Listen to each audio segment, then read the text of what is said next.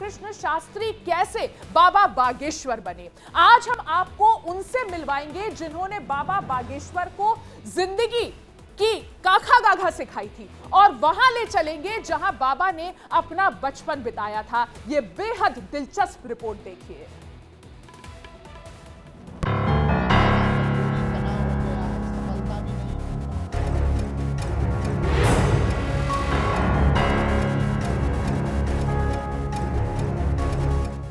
बाबा बागेश्वर इन दिनों सुर्खियों में है। उनके दिव्य दरबार की चर्चा हर तरफ है। उनकी पर्ची का जिक्र हर जुबान पर है। लेकिन बहुत कम लोग जानते हैं धीरेन्द्र कृष्ण शास्त्री बाबा बागेश्वर कैसे बने। ओ सीताराम।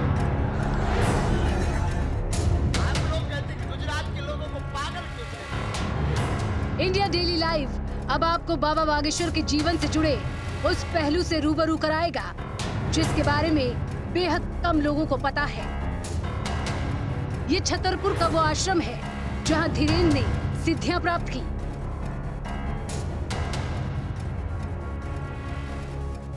का मतलब गंज बागेश्वर धाम से कुछ ही दूरी पर स्थित है।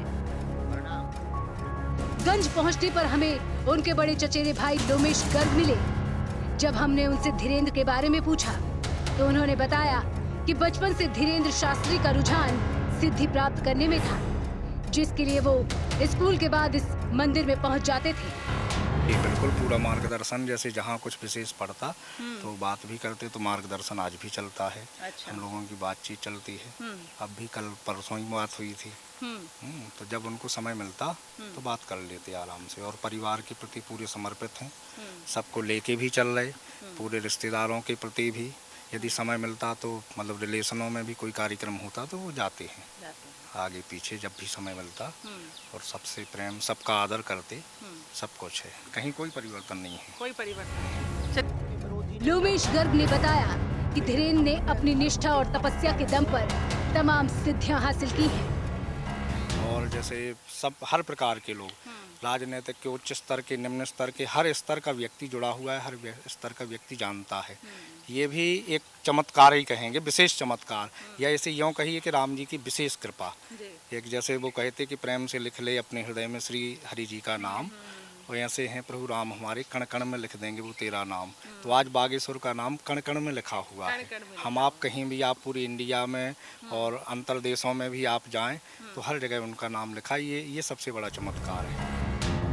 जब हमारी संवाददाता करिश्मा सचदेव ने लोमेश से धीरेन्द्र की चमत्कारी शक्तियों के बारे में जानना चाहा, तो उन्होंने उस राज का खुलासा किया जिसके दम पर बाबा बागेश्वर को ये शक्ति प्राप्त हुई।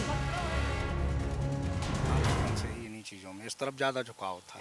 एक तो हम लोगों के पैतृक गुण हैं कि पूर्वजों से ही यही कर्म, भागवत करना, अनुष्ठान करना, लोगों की समस्याएं सुनना, उनका समाधान अपने धर्म शास्त्रों के अनुसार मंत्रों के द्वारा समाधान करना। तो उनकी भी रुचि, विशेष रुचि थी इस तरफ, और फिर प्रभु की कृपा है तो आज पूरे देश में है।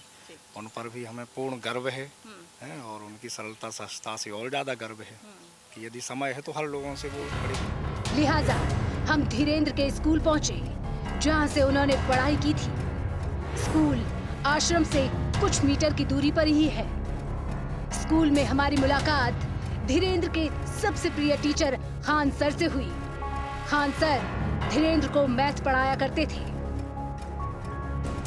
जब भी एकांतवास में पीरियड खाली रहता था तो एकांतवास में बैठे रहते थे, अपना कुछ ना कुछ करते रहते थे। जैसे एक बार हम मिले तो बोले आइए खान सर, और उन्होंने इंट्रोडक्शन दिया हमारा कि ये खान सर ने हमें गणित पढ़ाई हुई है गंज में। तो महाराज जी, अब आप तो आपकी कृपा है कि आप इतनी ऊंचाइयों पे हैं, फिर भी आप हमें याद रखते हैं। मतलब वो शिक्षक वो जो गुरु जी थे सबको वो पहचान जाते हैं और सबका बड़ा आदर सम्मान करते हैं।